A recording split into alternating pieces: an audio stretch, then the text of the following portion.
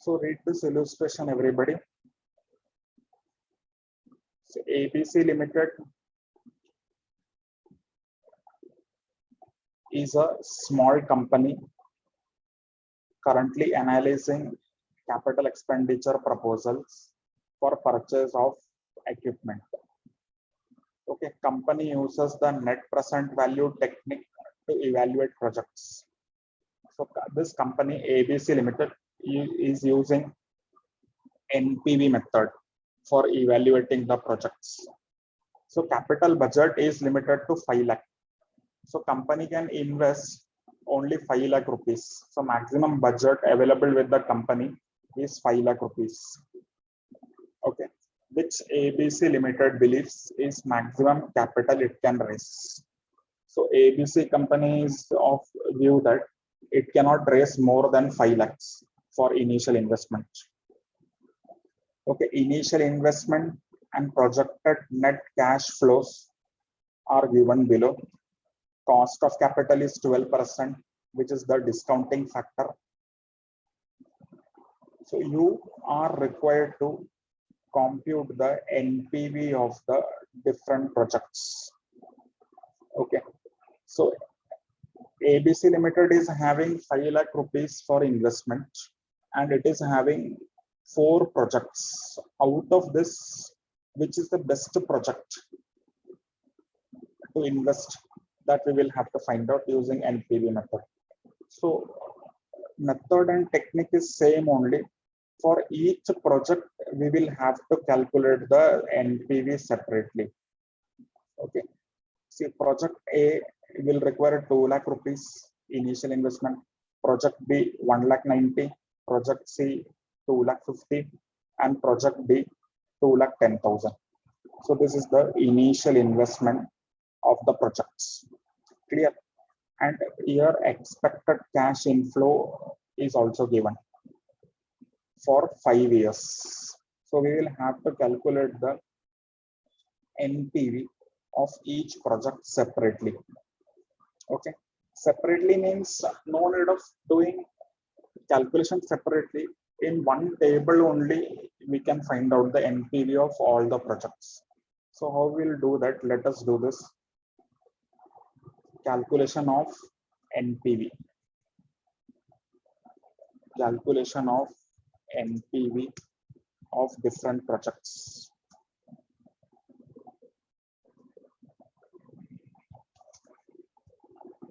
Okay. How we can calculate the NPV of the different projects?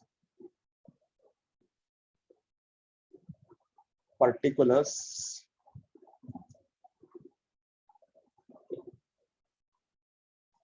No, okay, first we will start with year.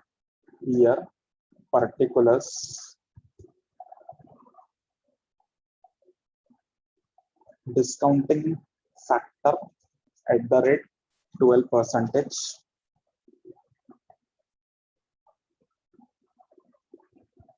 Project A,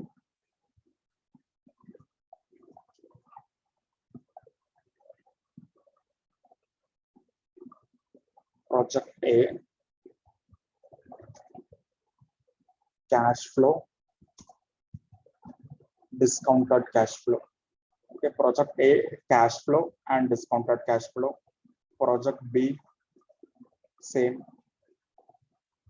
Project B, project C, and project D.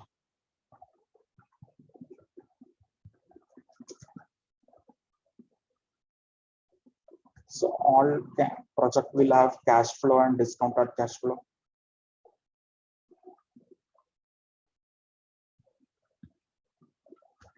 Okay, like this you can do the presentation.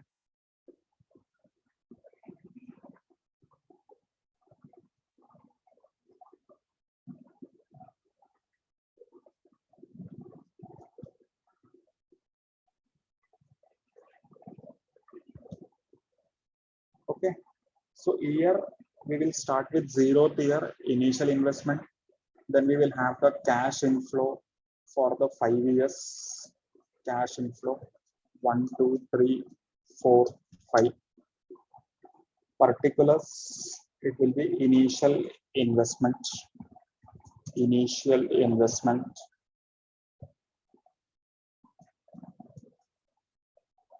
Initial investment in project A is how much? 2 lakhs. Okay. For project B, initial investment is how much? 1,90,000. For project C, 2,50,000. And for project D, initial investment is 2,10,000.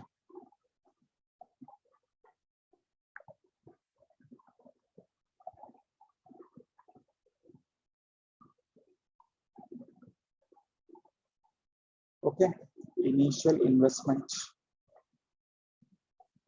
We have noted the initial investment for all the projects.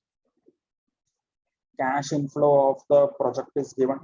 A cash flow is 50,000 for all the years.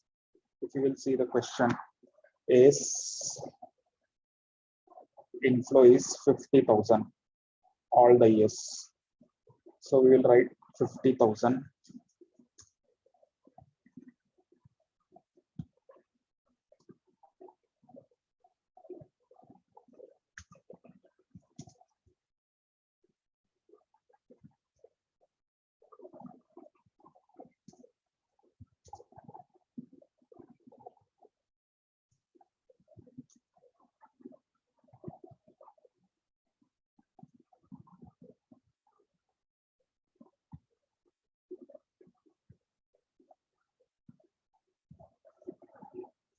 Okay, now what we will do, first we will calculate the NP for A.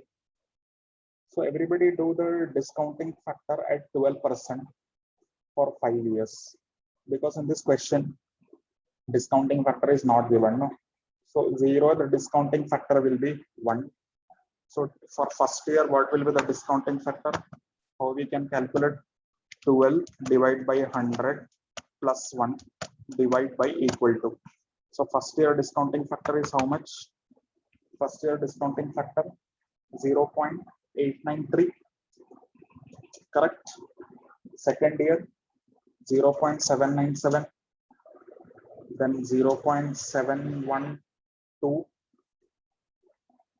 0.636, and 0.567. Understood how to calculate? This we have already done in your bond valuation method also. 12 divided by 100 plus 1 divide by equal to. Clear? So 12 divided by 1, 12 divided by 100 plus 1 divided by equal to. So you should go on pressing equal to. Each year you will get the discounting factor. Now discounted cash flow we can calculate. Discounting factor into cash flow for project A.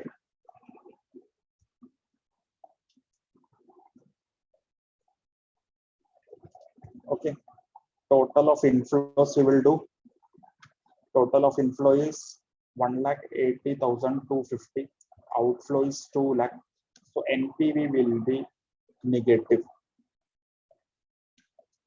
19,750, negative NPV.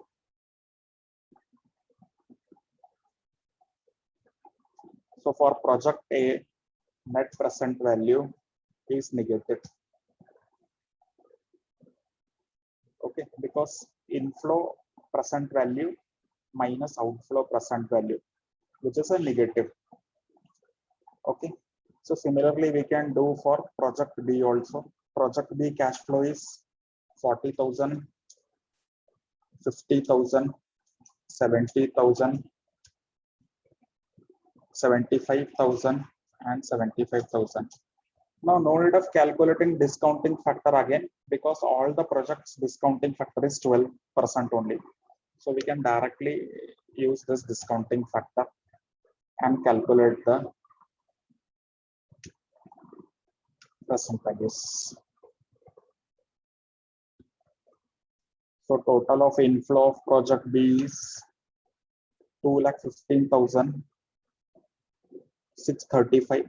Outflow is 1,90,000. So 2,15,635 minus 1,90,000. So B's NPV is 25,635, which is positive. Okay, similarly, you can do for C 75, 75, 60, 80, 1 lakh. 75, 75, 60, 80, 80,000 and 1 lakh. So similar discounting factor into cash flow.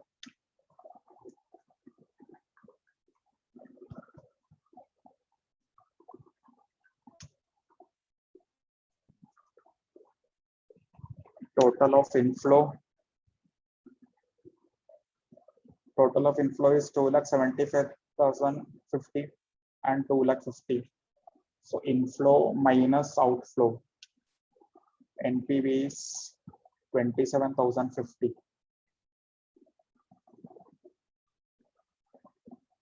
Okay. And for project D, 75, 75, 60, 40, 20. 75,000, 75,000, 60,000, 40,000, 20,000. And initial investment is 2,10,000. So total of inflow 2,70,000. So inflow minus outflow, NPV is 60,000. Oh, no, 1 minute.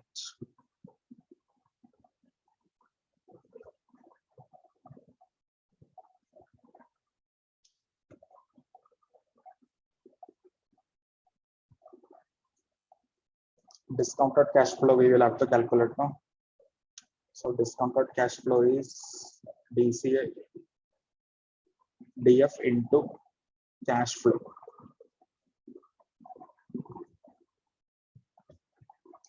So total of inflow. So here also it is negative, minus 3,750. Okay, you can check the calculation one before. So all the project NPV we have calculated. See, project A NPV is minus 19,750. Project B 25,635. Project C 2750, and project D is 3750 negative. Okay, so we will reject project A and project D.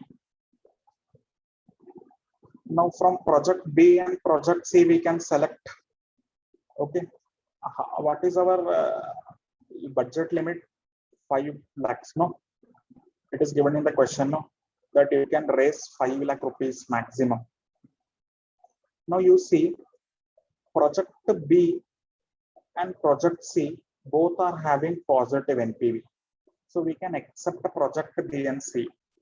Just we have to see whether it is within our budget.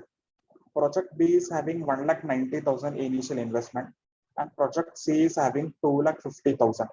So if you will do the total of this two, what will be the total investment? 1,90,000 plus 2,50,000. It will be 4,40,000. No, 1,90,000 initial investment for B, project B, plus 2,50,000 for project C. So it will be 4,40,000, but we can get up to 5 lakhs more. So what we can conclude, we can accept both the project B and project C. First reason is that NPV is positive. We should accept the project, and it is within our limit also, budget limit also. We can raise up to 5 lakh rupees. But if you will accept the project B and project C, it will be only 4,40,000 initial investment will be required. We are having up to 5 lakh rupees. So we can accept both the project B and C. Project A and D, you should not accept only, even if it is within your limitation, because you will be incurring a loss if you will accept the project A and B. Understood this much, everybody? Any confusion?